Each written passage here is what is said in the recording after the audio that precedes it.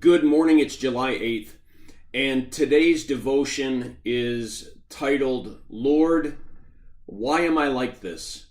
And listen to this verse from Colossians chapter 2, verse 20. Since you died with Christ to the basic principles of this world, why, as though you still belong to it, do you submit to its rules?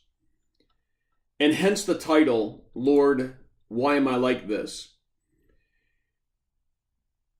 This verse I struggle with because it describes who I am and what I am.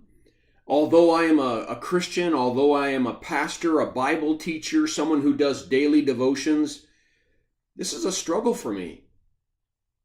There are parts of me that still want to cling to the patterns and the hollow philosophies of this world.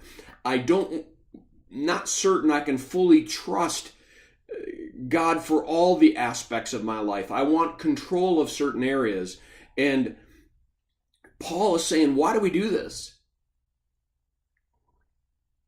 If Christ has set us free, and we've got a really good Father that cares about who we are, what we are, cares about our lives, cares about our futures, wants to have the desires of our hearts fulfilled.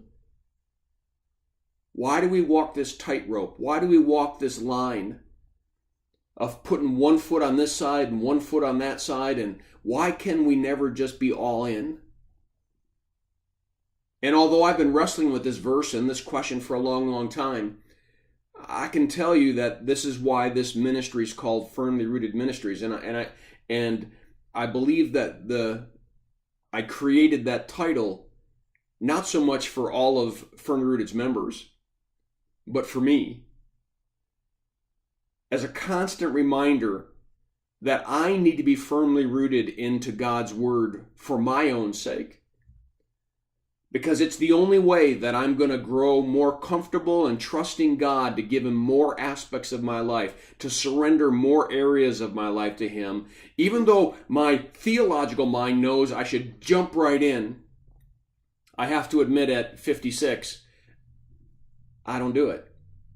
I'm doing it more and more. It's a gradual process, but it's only because I'm committed to His Word, and His Word working in me does that work. And I guess ultimately, if I can be a lesson to you, is that I encourage you in this devotion to do the same. Don't get down on yourself because you're not jumping all in and surrendering everything. But how about if every day, every month, every year, we look back and realize we did a little bit more. We did a little bit more.